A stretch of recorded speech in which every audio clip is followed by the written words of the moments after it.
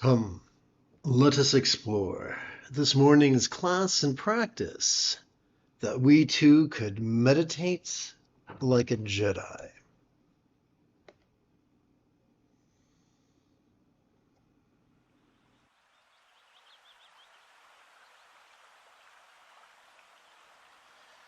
This morning's lesson is drawn from the 5th of 11 verses of Refining Ore into Gold by Vajra of Odiyana, present-day Swat Valley of Pakistan. This was composed many centuries ago and is a Dzogchen classic. Together let us relaxingly recite. Pure and impure are integrated and inseparable. The light of purity that shines unobstructed, and the ignorance that does not distinguish between forms, are both beyond thinking. Pristine awareness dwells as the supreme meditation.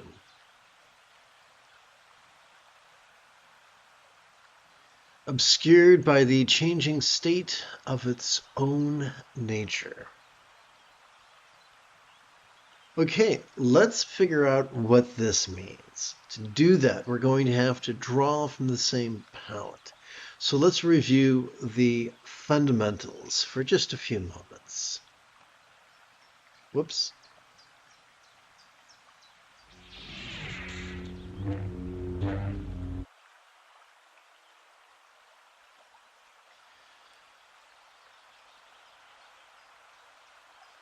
There is a myth that we are supposed to actively focus and actively analyze all day, every day. But doing so is unsustainable. It exhausts our prefrontal cortex, causing us to present with symptoms of depression, as well as triggering our amygdala, the seat of both anxiety and aggression. However, there is a way to practice mindfulness and meditation that calms our amygdala and gently stimulates our anterior cingulate gyrus, which functions as the hub of our mirror neurons in such a way as to increase our empathy, which transforms dread into compassion and desire into love. Sounds great. Sign me up. How do we do that? Every time we inhale, we are already wired by evolution to automatically access the sympathetic aspect of our autonomic nervous system ensconced within the middle third of our spinal cord. This sympathetic nervous system has evolved to help us to notice in a very special way. To vulnerably, passively, viscerally, randomly, and fleetingly notice mind's antics of perception, emotion, intention, cognition, recollection, and imagination. Not to pick and choose because that's the path of concentration, but to notice whatever comes up. Kind of like a child playing whack-a-mole at Chuck E. Cheese. Whether that which comes up is external or internal, physical or mental, pleasurable or painful, interesting or boring, glorious or grotesque. Well, what are we to do with that which we notice? Every time we exhale, whether we know it or not, we have already evolved to automatically access the parasympathetic aspect of our autonomic nervous system.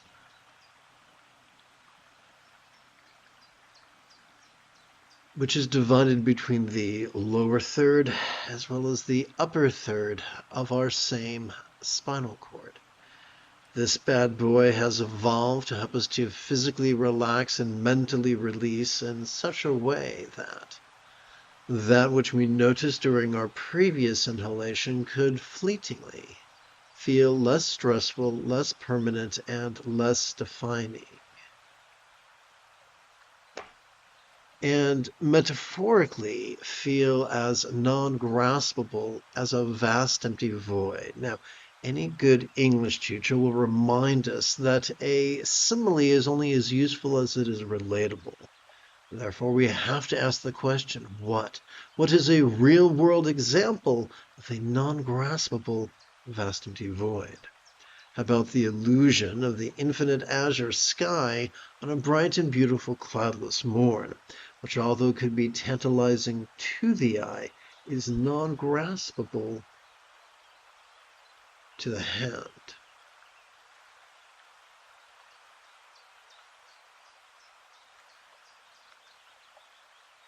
And so, yes, this occurs during each exhalation until it's time for the next inhalation, and the cycle begins afresh. Having reviewed these basics, oh yes, there's one thing I forgot. With every breath, we have a choice. Do we actively compete against our autonomic nervous system by overworking our medial as well as dorsolateral prefrontal cortex? Or do we passively cooperate with the sympathetic and parasympathetic aspects of our autonomic nervous system? How do we perform the latter? Totally easy. Every time we inhale, we could silently and mentally recite the demonstrative pronoun this. Every time we exhale, we could silently and mentally recite the one-syllable verb ease. We could do this for as little as 5 minutes once every 12 hours or so. We could do this while lying down, walking briskly around our block, or sitting in front of our computers during a YouTube live stream.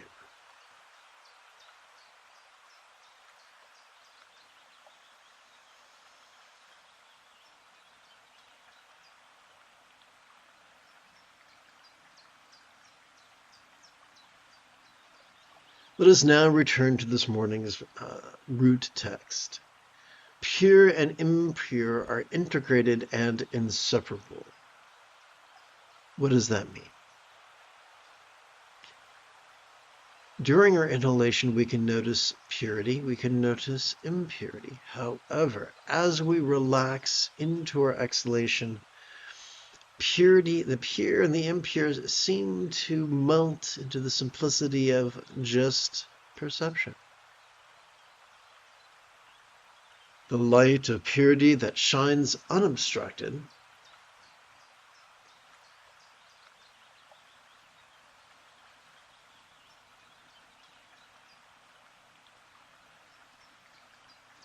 and the ignorance that does not distinguish between forms are both beyond thinking.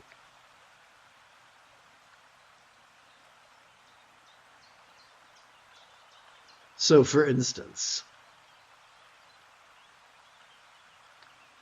we might be able to notice that some sights are beautiful and others are ugly. We might be able to notice that some sounds are melodious while others are discordant. We might be able to notice that some sensations are pleasurable and others are painful. We might be able to notice that some flavors are delicious and others are disgusting. We might notice that some scents are fragrant while others are foul. As we relax, however, into our exhalation, we simply note that all seems to melt into the simplicity of the visual, the auditory, the kinesthetic, the gustatory, and the olfactory. Pristine awareness dwells as the supreme meditation, obscured by the changing state of its own nature. Every time we relax, every time we exhale, we relax into the non-graspable nature of mind, and that which mind perceives, emotes, intends, reasons, recalls, and imagines. Every time we inhale, we notice the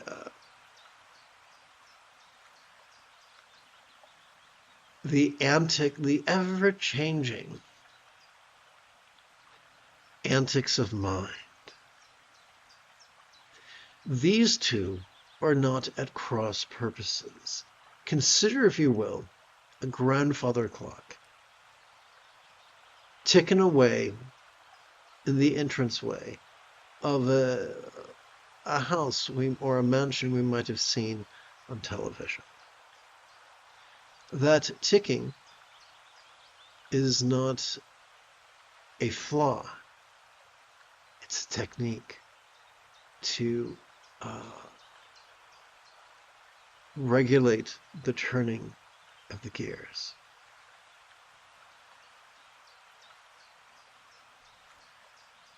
Similarly, we have evolved to both notice and release.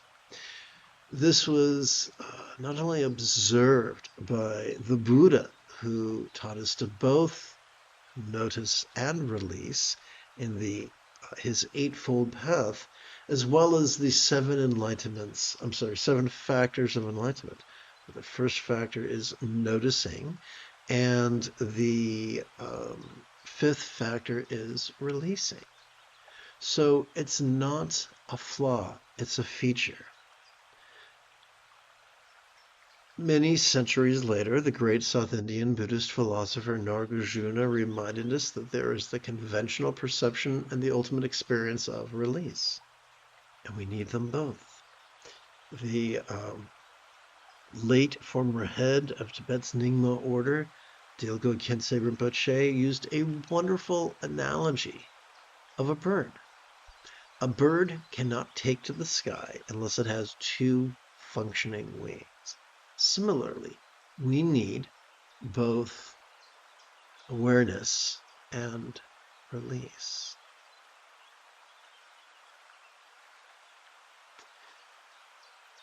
Noticing change is not a flaw. Noticing change is not an indictment. It's how we have evolved. We evolved our ability to perceive peril, pain, scorn, and shame are not neurotic symptoms of believing in an imaginary self, as some would have us believe. It's part of our survival package. We evolved to notice that which could harm us or help us. And when it comes to this, our circumstance, the circumstantial and the physical and the interpersonal and the mental, fleeing that which is detrimental, embracing that which is helpful, has caused us to be a successful species. When the Buddha talked about no self, he talked about it very, very little, and only as a figure of speech. As we relax into our exhalation, whatever we notice during our previous inhalation feels less stressful, less permanent, and less defining until the next inhalation where the cycle begins again. So there are rightists and leftists. When it comes to the rightists, Sturgeon's law reminds us that 90% of everyone and everything sucks. Only the minority are flexible, loving, rational, laid back, egalitarian, lucid, cooperative, and kind enough to be open to the Buddha's teachings of sudden enlightenment. With every time we breathe in and breathe out, every time we cooperate with our inhalation and our exhalation, thus noticing and relaxing, we sip, we taste of enlightenment. Having completed our opening lesson, we can now shift gears.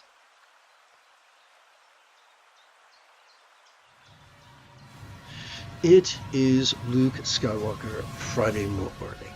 Come, let us meditate like a Jedi after approximately 30 seconds of housekeeping. This is the Dzogchen Sende Lama Jigme Gyatso of the Buddha Joy Meditation School. For more than 30 years, I have harnessed my autistic special interests as well as my ADHD hyperfocus to spend about 8 hours a day, almost every day, studying, practicing, mastering, and reverse engineering the teachings and techniques of each school of meditation so that I can become your personal, nerdy, neurodivergent guide to nirvana. Welcome, my friends, to Meditate Like a Jedi, which is made possible due to the generosity of viewers just like you. For the remainder of this morning's live stream, let's play with the latest iteration of very easy meditation practice text, or sadhana, if you're nasty.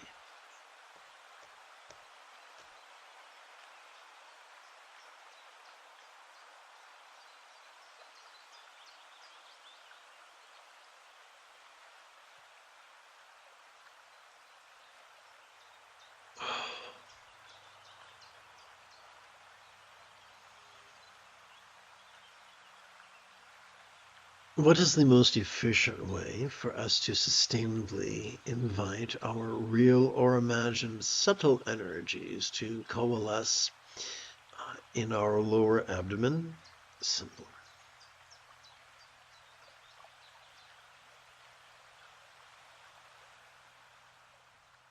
All we got to do is gently rest the great knuckle at the base of our right ring finger upon the tip of our left ring finger, palms up in our lap. While doing this, we could count our bonus set of 12 inhalations, wherein we advance our right thumb during each inhalation thusly. 1, 2, 3, 4, 5, 6, 7, 8, 9, 10, 11, 12. You could read more about Bengali crease counting in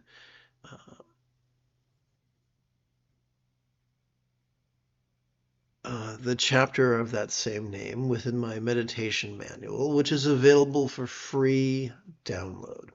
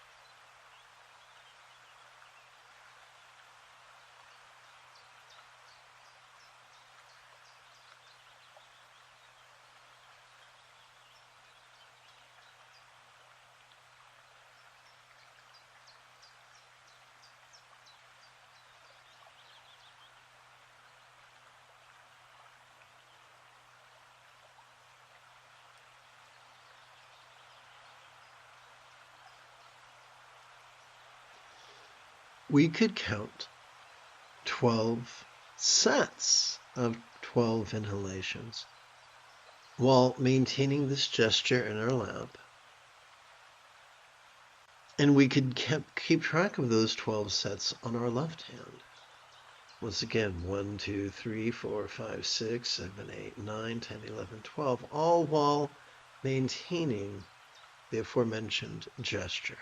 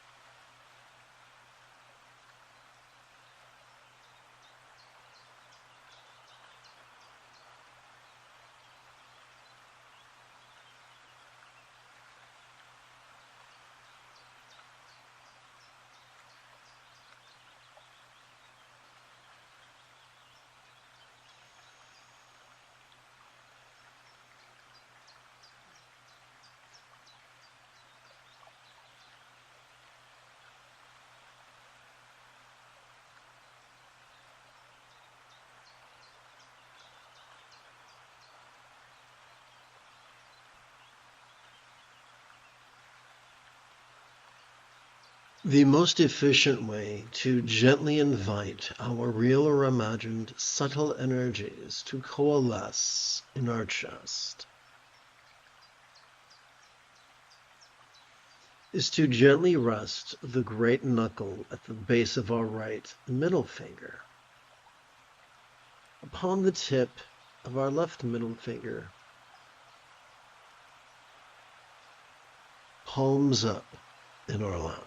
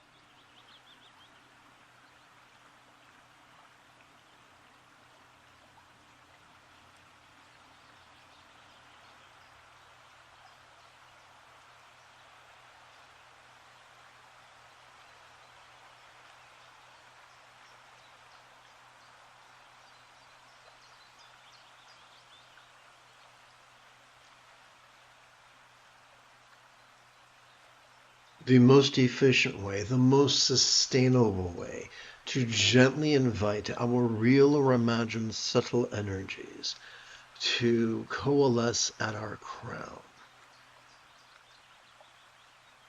is to rest the great knuckle at the base of our right index finger upon the tip of our left index finger, palms up in our lap.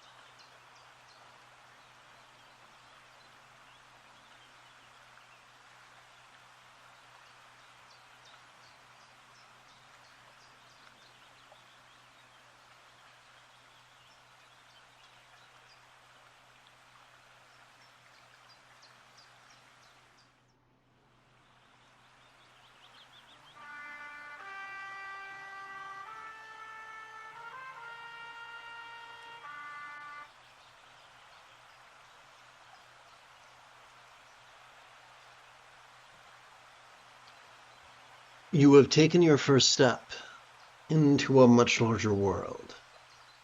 If you feel that I have earned it, you could give this live stream a thumbs up. You could even help support this channel. In approximately 11 hours, I would very much like to return to lead tonight's dusk meditation class as well as group practice. And if you are as geeky as me, may the Force be with you always.